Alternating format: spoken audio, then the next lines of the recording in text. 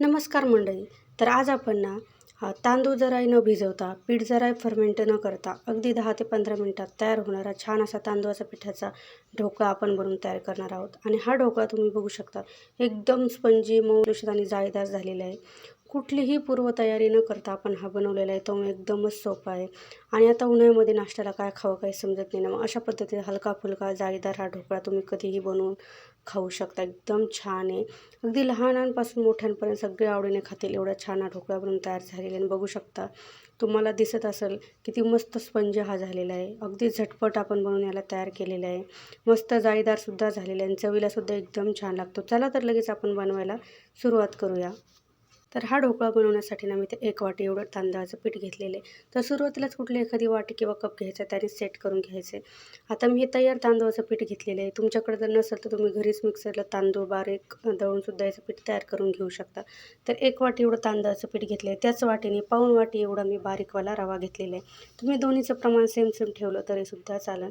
रवा मात्र बारीकच घ्यायचा आहे. नंतर त्याच वाटीने अर्धी वाटी एवढं दही याच्यामध्ये टाकून घ्यायचं आहे. दही नसेल तर तुम्ही दह्याच्या ऐवजी ताकसुद्धा वापरू शकता किंवा ताकही नसेल ना तर मग तुम्ही 1 लिंबाचा रससुद्धा याच्यामध्ये टाकू शकता. आता लगेच थोडंसं चवीनुसार याच्यामध्ये मीठ टाकून घ्यायचं आहे. थोडंसं याच्यामध्ये पाणी टाकायचं आहे आणि आपल्याला छान असं याला बारीकसर वाटून घ्यायचं आहे. आता पाणी जसं जसं लागेल तसं तसं थोडं थोडं टाकू शकता, कारण पाण्याचं प्रमाण कोणाला थोडंफार कमी किंवा जास्तसुद्धा लागू शकतं. तर बघू शकता इथं मी पूर्ण 1 वाटी एवढं पाणी टाकून अशा पद्धतीने याला बारीकसर असं वाटून घेतलेलं आहे.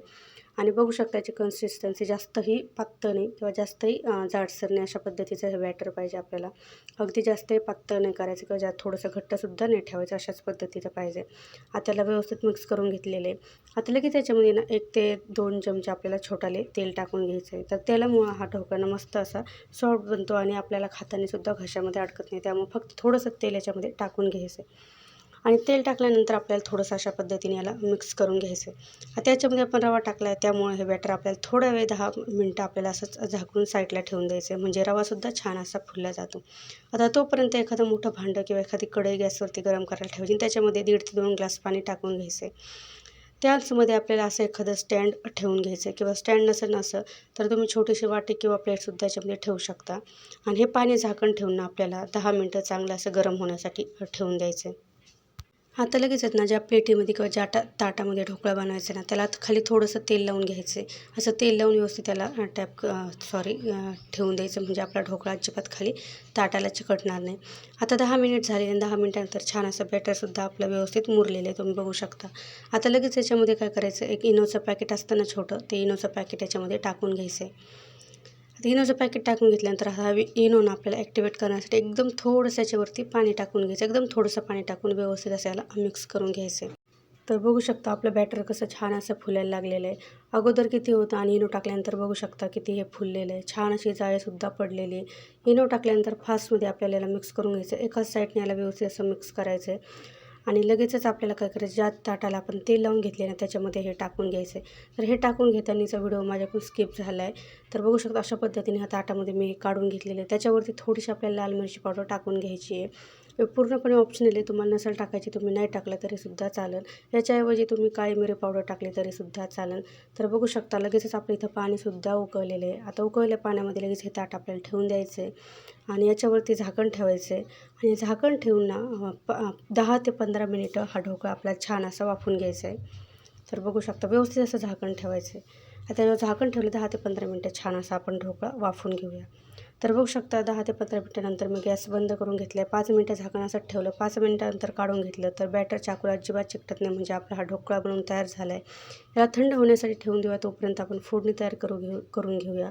तर एका कढईमध्ये 1 ते 1.5 चमचा तेल टाकून घ्यायचे. त्याच्यामध्ये थोडीशी जिरे, मोहरी टाकून घ्यायची. त्यानंतर लगेच 2 ते 3 हिरव्या मिरच्यासुद्धा टाकून घ्यायच्या. कढीपत्ता असेल तर कढीपत्तासुद्धा तुम्ही टाकून घेऊ शकता. त्यानंतर थोडंसं चवीनुसार मीठ टाकायचं आहे. थोडंसं पाणी टाकून छान अशा पाण्याला उकळी घेऊन घ्यायचा. आपला हा तडकासुद्धा तयार झाला आहे. आता बघू शकता इथं लगेच आपलं हे ढोकळासुद्धा थंड झालेला आहे आणि याच्या साईडच्या कडासुद्धा याने सोडलेल्या आहे. आता लगेच आपल्याला याला चाकूने कट करून घ्यायचं आहे. तर मी इथं ना चौकोनी आकारामध्ये हा ढोकळा कट करून घेऊ राहिले. तुम्ही तुमच्या पद्धतीने किंवा तुमच्या आवडीनुसार कुठल्याही आकाराला देऊ शकता. आणि कट करण्यावरून तुम्हाला समजत असेल किती मस्त हा ढोकळा आपला बनवून तयार झालेला आहे. मस्त मऊ लुसलुशीत आणि स्पंजी असा एकदम बाजारात भेटतो सेम तसाच एकदम छान असा आपला ढोकळा बनवून तयार झालेला आहे. अगदी झटपट आणि कलरही बघू शकता मस्त असा पांढरा शुभ्र कलरसुद्धा आलेला आहे आणि दिसायला खूप छान आहे. चवीलासुद्धा एकदम छान. तुम्ही अशा पद्धतीने नक्कीच बनवून बघा. तुम्ही बघू शकता काय मस्त स्पंजी झालेलं आहे. कुठलीही पूर्वतयारी न करता आपण तांदूळ न भिजवता पीठ फर्मेंट न करता याला बनवलेलं आहे तरीसुद्धा एवढा छान असं झालेलं आहे. आता लगेच आपण तयार केलेली फोडणी याच्यावरती टाकून घ्यायची. एकदम छान ढोकळा बनून तयार झाला आहे.